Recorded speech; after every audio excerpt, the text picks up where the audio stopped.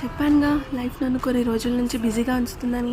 కానీ ఈరోజు అలా కొంచెం టైం తీసుకొని ఫ్రెండ్స్తో బయటికి నా ఫేస్లో స్మైల్ తెప్పించిన చిన్న చిన్న దృశ్యాలు, ఆ కుక్క పిల్ల, చెట్టులో ఈ హెల్మెట్ అండ్ ఆల్సో ఈ బాబు తనతో వాళ్ళ అమ్మ.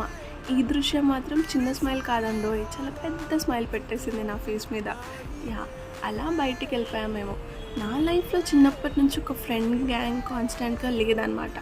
కానీ వీళ్ళు చూసారా, ఈ తింగర్ బుచ్చులు నా లైఫ్లో 3 years నుంచి ఒక కాన్స్టెంట్గా ఉండిపోయారు.